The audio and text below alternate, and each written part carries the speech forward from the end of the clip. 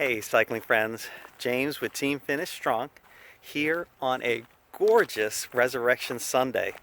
It is an absolutely beautiful day here at the battlefield, and I have to tell you, I'm so glad to be doing this video out here today. It's so beautiful.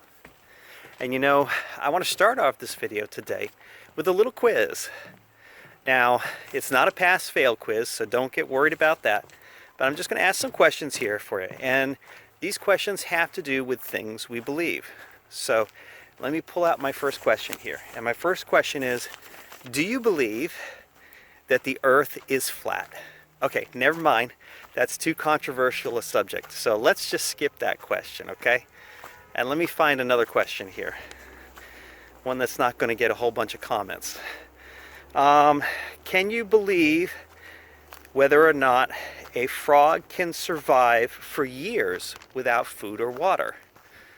True or false? Okay, the answer is true.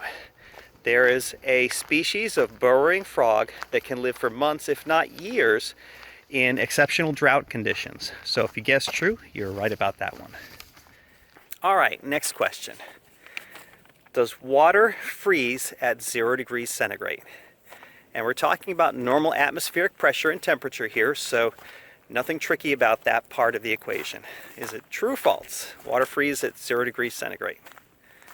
Well, you'd think it would be true, but it's actually false. Because under some conditions, exceptionally pure water does not have a means to start crystallizing. And sometimes you can actually supercool water below freezing. And if you've seen in some videos, and I'll post a link in this video to one, where you can actually super chill water and then cause it to freeze instantly with a hard bump. Let's go check it out. All right, next question. Can a person survive a fall from over 30,000 feet? What do you think the answer to that is? True or false? The answer to that one is true. Yes. Guinness Book of World Records says that a woman fell from over 33,000 feet in an airline disaster, and she survived. All right, next question. Okay, is this true or false? No creature can survive decapitation. True or false? Maybe you have to think about this one. Or maybe it's super easy. I know what I'd answer if it was me. Well, the answer to that is true. There is a species of sea slug that can survive decapitation and actually grow its whole body back. It's true. I'm serious. All right. You can kind of see a pattern to these, don't you? All right. How about this? Is this statement true or false? A caterpillar may have to eat itself in order to become a butterfly. Is that true or false? All right, well, if you've been watching some of my earlier videos, you would know that the answer to that is true. A caterpillar, once it goes into its chrysalis stage, some species will actually ooze an enzyme that will literally digest itself. Kind of gross. We won't go any deeper than that, we'll just say, okay? So that one is true. All right, here's another water question. Can water conduct electricity? What do you think the answer is to that? Well, technically, if it's pure water, perfectly pure water, it cannot conduct electricity. Water in its purest state is an insulator, but you can't really find that state in nature. It's always going to have some sort of ions in it, including distilled water. So the answer to that one is false. False. I didn't say water plus anything else. I just said water. I know, a little tricky, right? Okay. Now for my last question. And my question is this. If you took a grain of sand and hit the earth at 99.9% of the speed of light, would it destroy the earth? What do you think the answer is there? Well, we've never actually done this, thank God, But the answer, according to Kerbal Space Program, is false. It does not quite have enough energy to do that. But if you did take an object the size of Sedna, you would do a very fine job of destroying the Earth, according to one video. All right, so how did you guys do? Did you do well? Anybody get 100% of the questions right? Let me know in the comments if you did. Well, good job if you did get them all right. Because you know, some of these questions were a little bit tricky, I know. But it leads very well into the topic of today's video, and that is the things we believe. So this little exercise we did today with the quiz was to help us differentiate between the things we believe and the things that we know to be true. You know, the things we believe don't change the truth. The truth always changes and helps our beliefs conform to what is true. And so what I wanted to share with you guys today is that whether or not you believe Christianity to be true is not the point.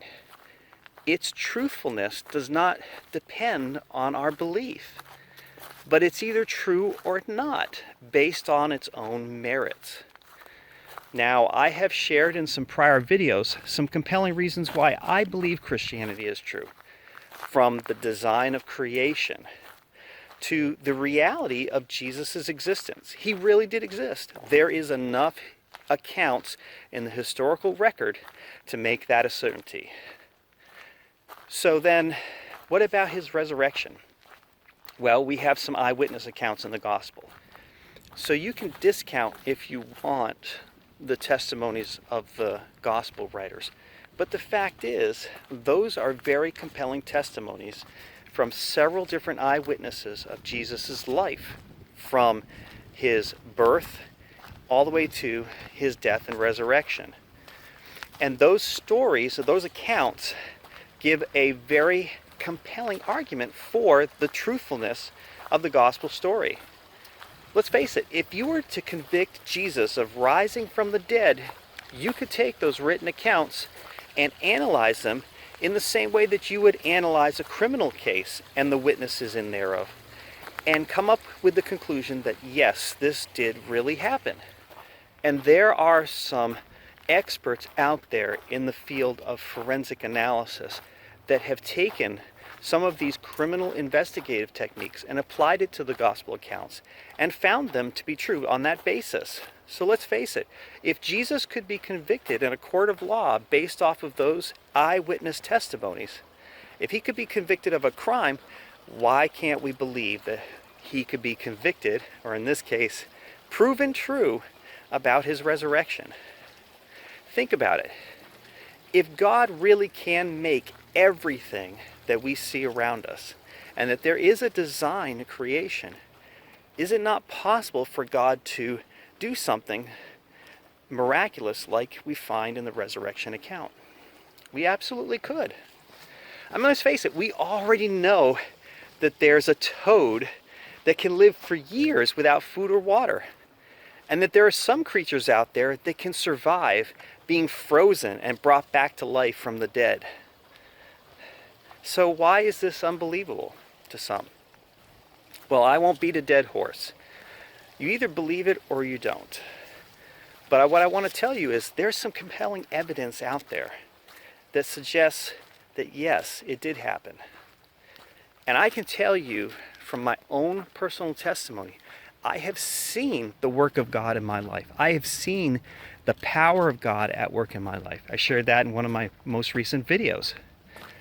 And I have a prayer journal from years and years of prayers that have been answered consistently again and again and again. Now let me tell you, if there's no God in heaven and God doesn't exist, then how could I have so many answered prayers from a God that doesn't exist? It's just not possible. It doesn't make sense. It would be random. It would be just mere chance. But I can tell you from my own life and experience, as well as the accounts in the Gospels, that there is a Jesus alive today. He is risen, and he's worthy of our worship.